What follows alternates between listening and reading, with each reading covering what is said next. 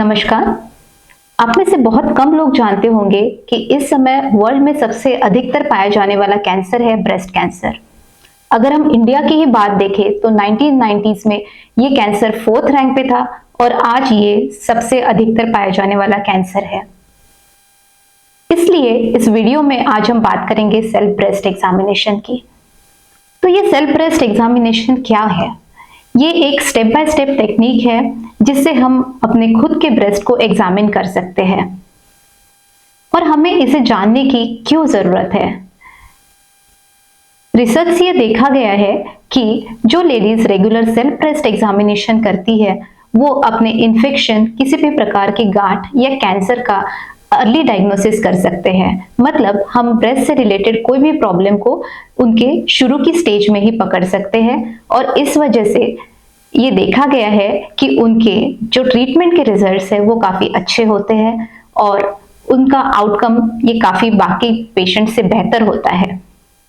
अगर self breast examination में आपको कोई भी पॉजिटिव फाइंडिंग मिलती है तो उस कंडीशन में आपने अपने सर्जन या गायनेकोलॉजिस्ट को जाके मिलना चाहिए और वो जिस तरीके से आपको टेस्ट या इन्वेस्टिगेशन एडवाइस करे वो इन्वेस्टिगेशंस कराने चाहिए।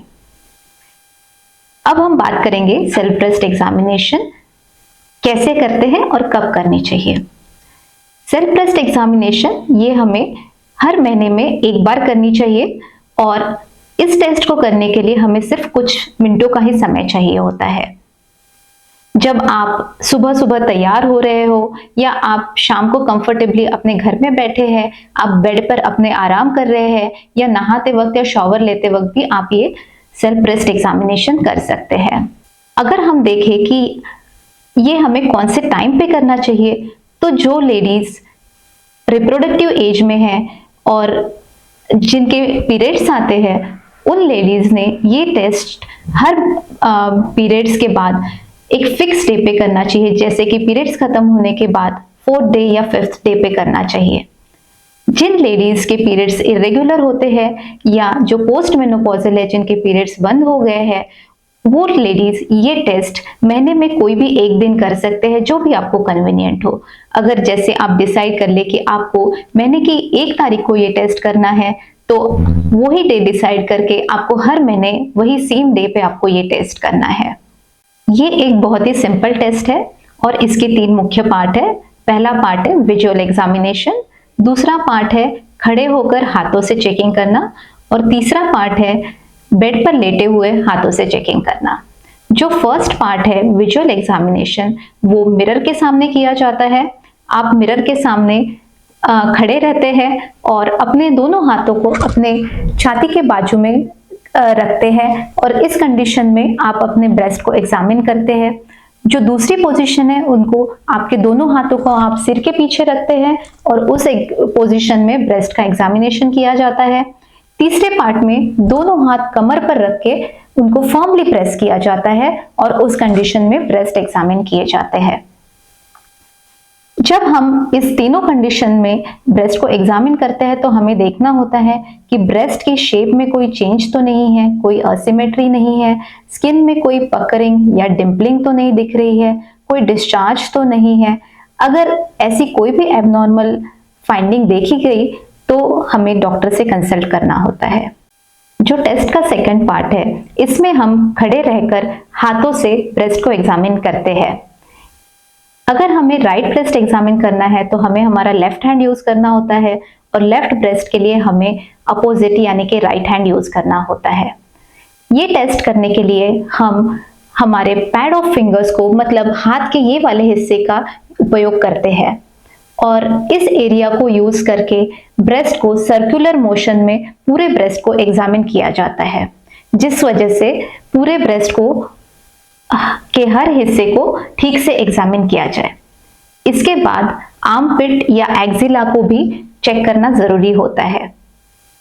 शुरू में जब आप एग्जामिन करते हैं तो आपको प्रेशर कम रखना चाहिए, उसके बाद मॉडरेट और उसके बाद और अधिक प्रेशर से आपको ये टेस्ट करना चाहिए।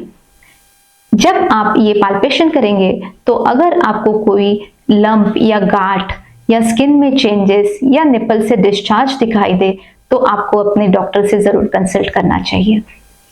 जो तीसरा पार्ट है वो है लेटे हुए अपने ब्रेस्ट की हाथों से एग्जामिनेशन करना। इसमें भी राइट ब्रेस्ट के लिए आपको लेफ्ट हैंड यूज करना है और लेफ्ट ब्रेस्ट के लिए आपको राइट हैंड यूज करना है। अगर आप राइट ब्रेस्ट का एग्जामिनेशन कर रहे हैं तो उस समय आपको राइट शोल्डर के नीचे कोई पिलो या एक फोल्डेड टॉवेल रखना जरूरी है। और जिस तरह हमने पैड ऑफ फिंगर्स से पहले एग्जामिनेशन किया था उसी तरह लेटे हुए भी हमें ये टेस्ट सर्कुलर मोशन में पूरे ब्रेस्ट के लिए करना है। और लास्ट में हमें एक्सिला और निपल एरियोला एरिया को भी प्रेस करके कोई डिस्चार्ज है या नहीं ये चेक करना जरूरी है। जो लेट कर टेस्ट करने वाला पार्ट है ये स्पेशली जिन लेडीज के ब्रेस्ट काफी हेवी होते हैं उनके लिए बहुत ही यूजफुल होता है।